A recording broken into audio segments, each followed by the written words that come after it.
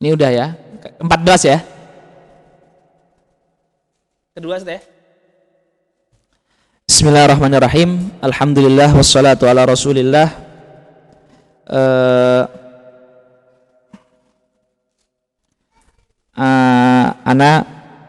Anak nih mau jawab pesan orang malah jadi suara. Ya. Lagi puasa.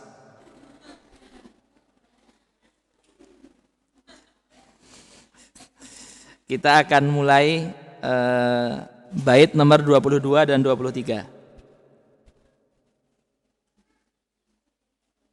Kita akan mulai bait nomor 22 dan 23.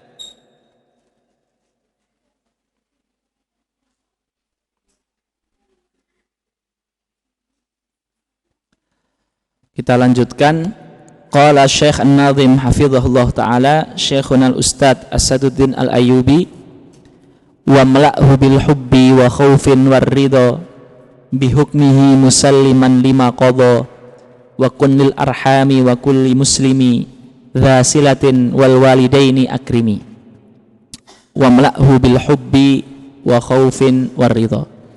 Penuhilah hati itu selalu dengan cinta Allah, takut sembah Allah, berharap kepada Allah, ridho dengan bihukmihi, dengan takdir Allah, musalliman, menerima takdir Allah. Jadi hati itu harus selalu diisi dengan seperti itu. Takut, harap, cemas, cinta untuk Allah, ridho, serah terima takdir, itu harus selalu ada. Biar hati kita nggak kosong, ya.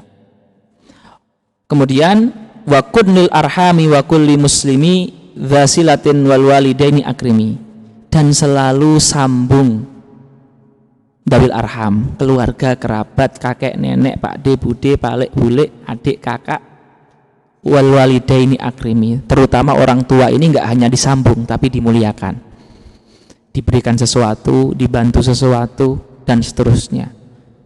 Di sini mengandung dua kaidah. Kaidah yang ke-14. Kaidah yang ke-14, penuhilah hatimu dengan cinta Allah, takut kepadanya, syukur, ridho atas hukumnya, menerima takdir, penuh tawakal, selalu bersandar kepada Allah. Makna-makna ini harus selalu dihadirkan. Dipaksa harus hadir. Ya, karena itu yang menjadi benteng kita dari kekufuran, kemaksiatan, serangan syahwat, serangan setan, putus asa, dan itu yang akan mendatangkan ketenangan dalam hidup. Menghadirkan Allah selalu. Lagi-lagi ini adalah cabang dari zikir. Lagi-lagi. Ya. Ingatlah ayat kunus ma'as-shadiqin. Ingatlah ayat inna syaitana lakum adu fattakhiduhu aduwa. Ya, karena kalau hati kita kosong dari itu semua, makna-makna itu, al-hub, al-khauf, al-raja, al-syukr, al-tawakkul, al-taslim, al-inabah, al-ridho, dari makna ini, kalau hati kita nggak ada itu, rasa itu, setan itu setiap detik itu mengawasi kita dengan subhatnya, dengan syahwatnya, dengan serangannya, dengan maksiatnya, dengan memutus asa, membuat kita sedih, membuat kita galau, itu semua. Makanya kalau Syekh Dudu itu pernah mengatakan al-huznu itu jundun min junudi syaitan. Sedih itu salah satu pasukannya setan. Ya. Bagaimana kata Syekh? Syekh mengatakan, antalillah, kamu itu punyanya Allah, saya itu, kita itu miliknya Allah. Wa kadzalika qalbuka lillah, juga hati yang ada di dalam kita itu miliknya Allah. La yambaghi an yakunal qalbu munshagilan bi ghairillah. Maka tidak sopan kalau hati kita itu milik Allah, tapi yang dipikirkan bukan yang miliknya, bukan pemiliknya.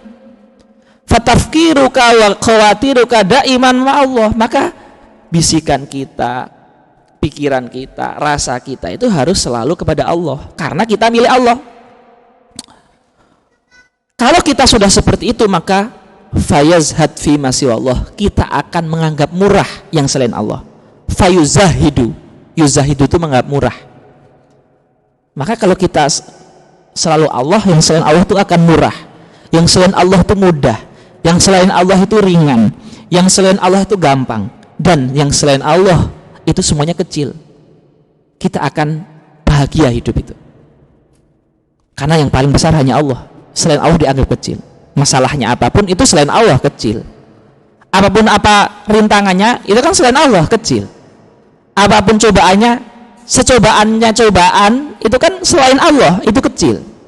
Sehingga kita bahagia hidup ini. Ya.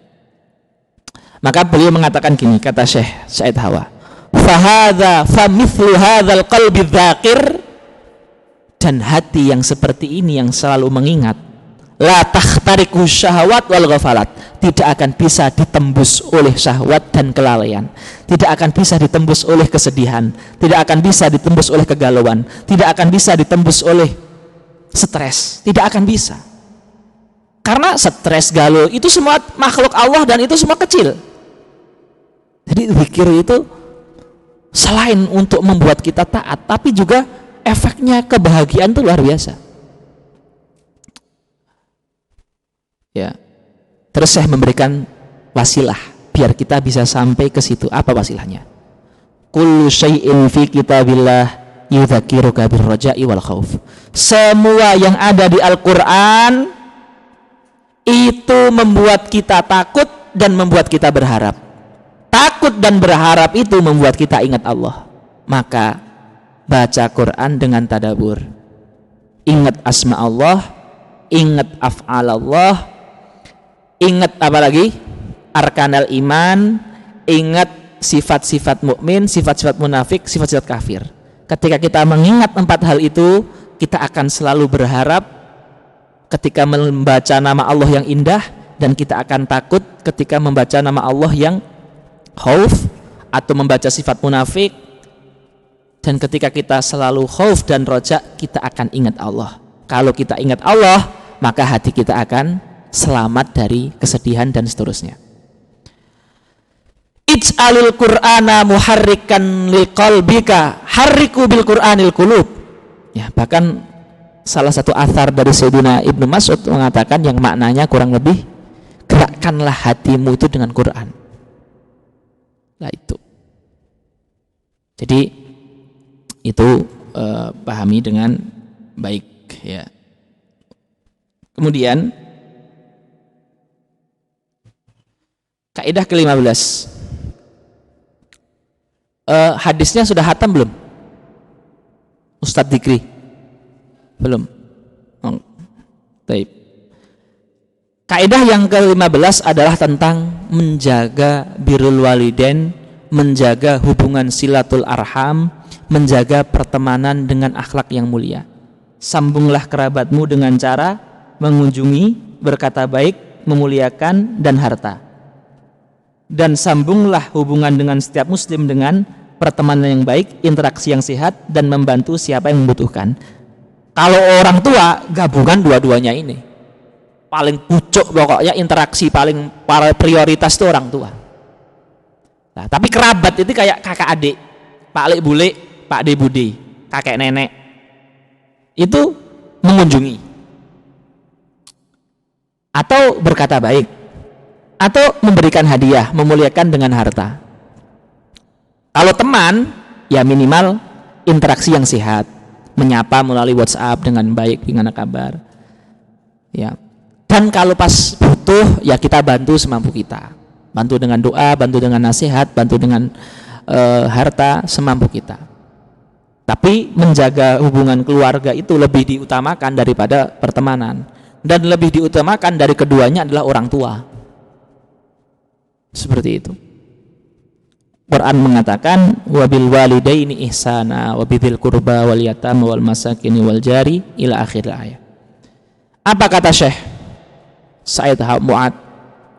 Ya.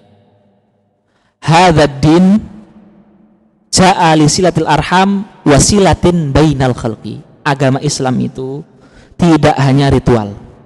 Agama Islam memperhatikan interaksi, hubungan, keharmonisan antara sesama manusia dalam lingkup luas dan sesama anggota keluarga sedarah dalam lingkup sempit.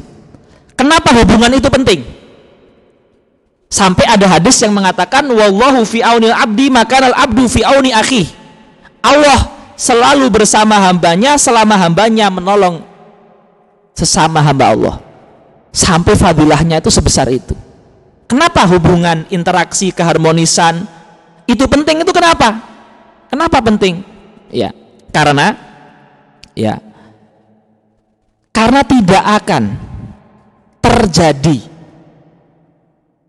saling menolong dalam kebaikan sehingga tersebar agama Allah, sehingga kuat agama Islam, sehingga diterapkan syariat Allah, ya, kecuali ada ketersalingan di antara individu muslim itu sendiri.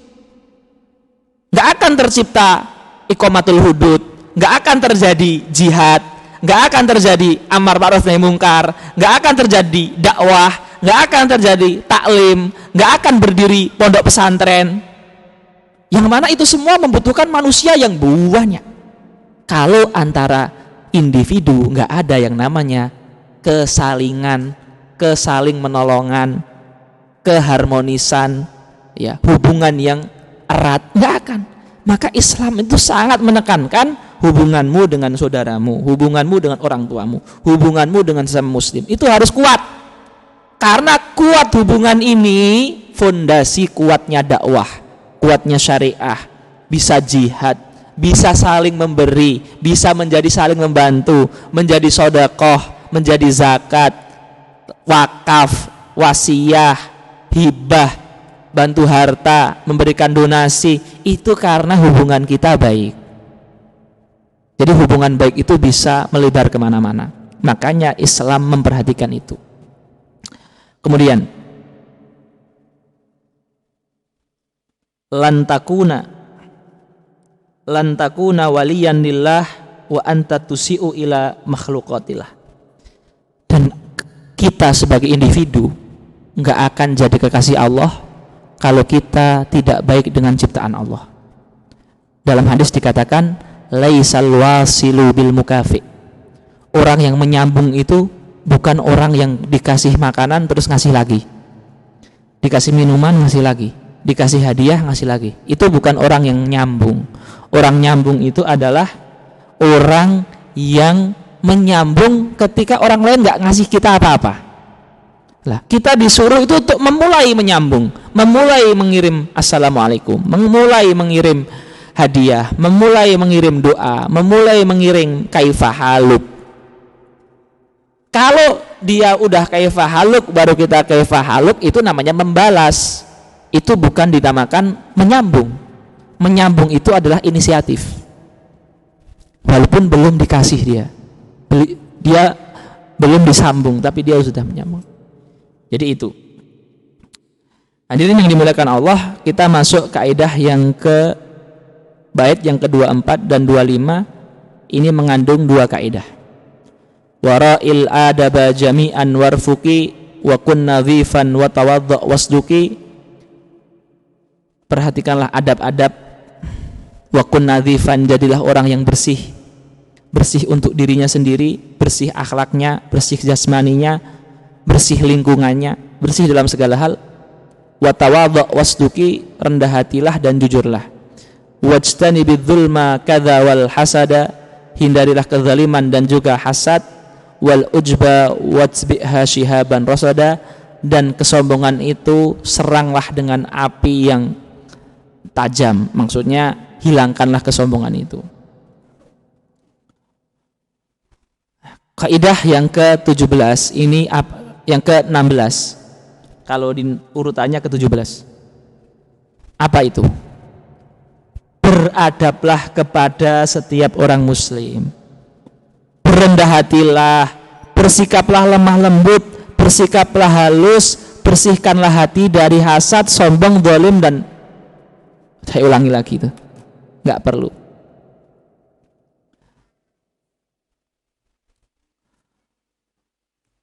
Ya, bersihkanlah hati dari hasad, sombong dan kezaliman. Ingatlah ayat wa innaka la'ala khuluqin azim. Ingatlah hadis Nabi al-birru husnul khuluq. Khaliqin nas bi khuluqin hasan. Kaidah dalam beradab kepada sesama manusia.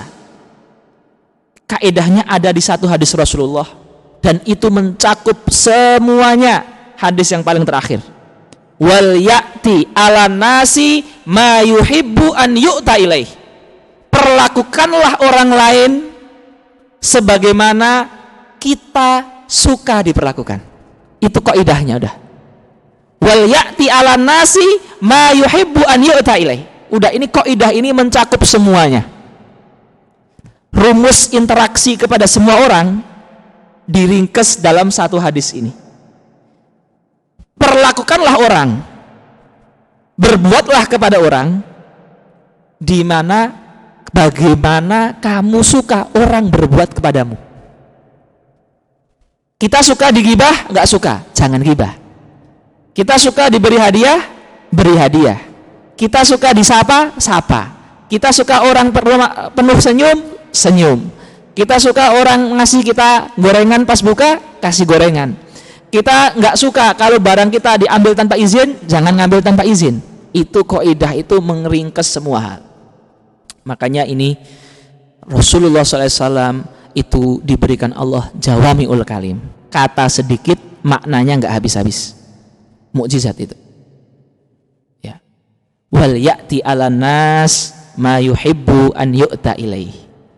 Perlakukanlah orang yang dia suka diperlakukan, yang kita suka diperlakukan seperti itu. Nah, ini kaidah dalam adab kepada setiap muslim.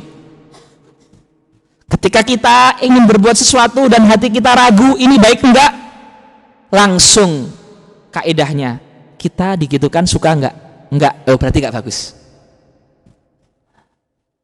Ketika kita ingin melakukan sesuatu, ini kira-kira ragu ini. Langsung saya digitukan suka, oh lakukan. Nah, itu kaidahnya dan itu hadis Nabi Shallallahu Alaihi Wasallam.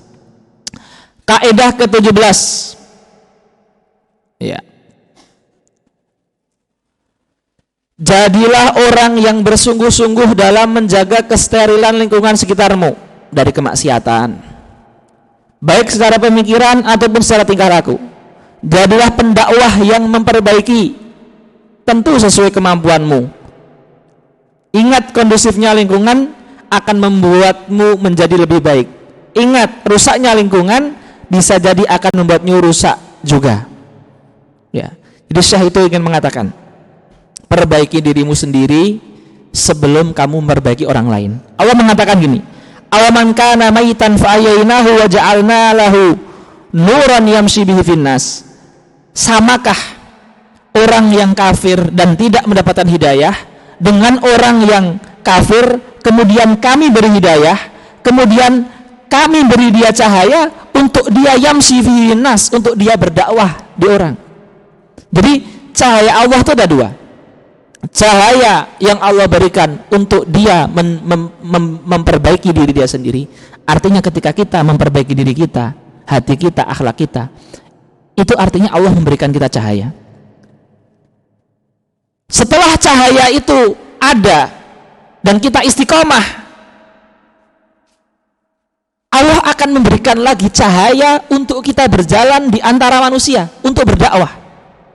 Jadi pendakwah yang mendapatkan cahaya dakwah itu adalah pendakwah yang sudah mendapatkan cahaya untuk dirinya sendiri. Betul ya, dalam fikih dikatakan tidak menjadi syarat amar ma'ruf nahi mungkar dia tidak melakukan kemungkaran itu. Artinya orang yang minum khamr dan orang yang berzina itu juga punya kewajiban untuk mengingkari khamr dan zina. Artinya kalau dia nahi mungkar, walaupun dia pelaku mungkar tersebut, itu dia berpahala, dia sah.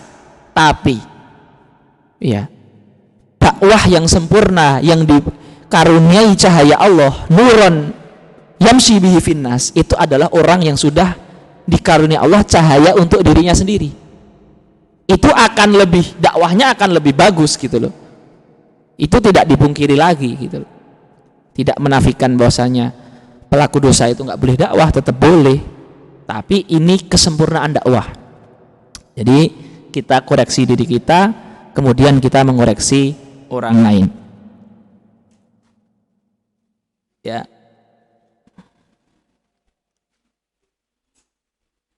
Kaidah yang ke-18. Wa hadirid dunya bi an tulhika an ukhraka wasta'in bi maulaka tu'an. Hindarilah dunia dari kelalaian di dalamnya yang melalaikanmu terhadap akhirat. Wasta'in bi maulaka tu'an, minta tolong Allah agar kuat menghadapi cobaan dan godaan. Insya Allah kamu pasti akan ditolong. Jadi jangan lupa berdoa untuk meminta agar kita bisa mengatur hati kita. Wa birru'yar ra'ina la taghtarra mustarsyidan wa la tukhalif amra. Kaidah ini berbicara ke-19, berbicara tentang mimpi sebagai petunjuk. Ya. Apa maksudnya? Yang ke-18 dulu. Merdekakanlah niat dan tujuanmu dari tujuan selain kepada Allah. Seperti niat dunia, kedudukan, sanjungan, jabatan. Posisi dan jabatan kita adalah ubudiyah dan ketundukan kepada Allah. Syekh mengatakan, innamal a'malu binniyat. Pekerjaan kita itu tergantung niat kita. Kadzalikal hayah, demikian hidup kita ini juga perlu niat. Dan hidup kita itu hanya untuk Allah, untuk ibadah kepada Allah. Wa ma khalaqtul jinna wal insa illa liya'budun. Maka jangan kamu mengarahkan, meniatkan hidupmu untuk selain Allah, bukan untuk mendapatkan jabatan dan seterusnya. Jangan tujuanmu itu kecil. La yakun hadafuka saghiran. Jangan jadikan tujuanmu itu kecil, tapi jadikanlah tujuan ridha Allah. La tudayyi umraka bi ahdafin yal wasail. Jangan kita buang umur kita ini untuk tujuan yang sebenarnya dia itu adalah perantara saja, bukan tujuan. Dunia itu perantara, jabatan itu perantara, harta itu perantara, ilmu itu perantara. Tapi tujuannya adalah ridha Allah Subhanahu wa taala. Menjadikan perantara tujuan saja tidak boleh, apalagi menjadikan tujuan yang salah itu sebagai tujuan. Tujuan hidup untuk apa? Maksiat. Tujuan hidup untuk apa? Menyebarkan kekufuran, kemaksiatan. Wong menjadikan perantara yang hukumnya mubah sebagai dunia saja nggak boleh, apalagi menjadikan kejelekan sebagai tujuan. Lebih nggak boleh lagi. Itu adalah membuang-buang umur kita dalam hidup ini.